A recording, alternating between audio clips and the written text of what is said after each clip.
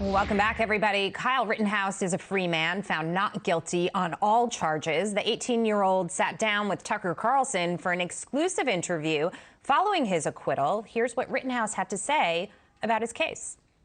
This case has nothing to do with race. It never had anything to do with race. It had to do with the right to self-defense. Right. I'm not a racist person. I support the BLM movement. I support peacefully demonstrating. And I believe there needs to be change. I believe there's a lot of prosecutorial misconduct, not just in my case, but in other cases. And it's just amazing to see how much a prosecutor can take advantage of somebody. Don't miss it, because the full interview is going to air on Tucker Carlson tonight, 8 p.m. Eastern Time on Fox News. Here now to discuss, Dave Marcus, New York Post columnist. Dave, great to see you. It's interesting because Peter Doocy pressed President Biden, who also on the campaign trail called Rittenhouse a white supremacist, but there was no evidence of that. The president didn't retract what he had to say. And so many people are walking around continuing to spew the false narrative and the dialogue. He's defending himself there with Tucker. Your reaction to everything that's happened?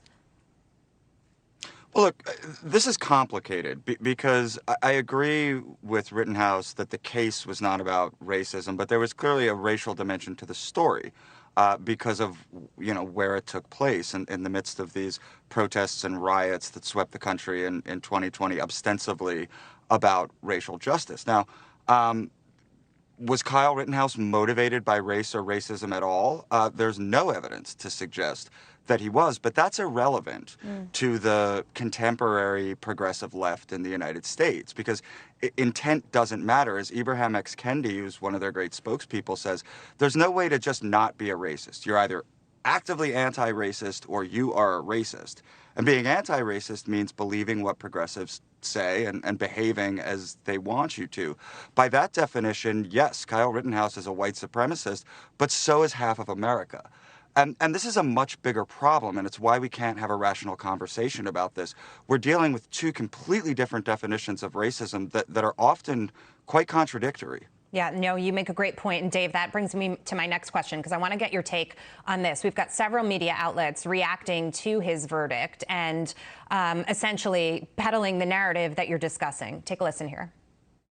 Gun owners with a certain ideology may feel incentivized now, may feel even emboldened. To take from this verdict what they want and to use it as permission to attack Black Lives Matter. I do believe that age was a factor. However, I think that it was amplified by the fact that he enjoyed the privilege of being infantilized. This is about making sure that white supremacy maintains its cover to terrorize and intimidate the rest of us.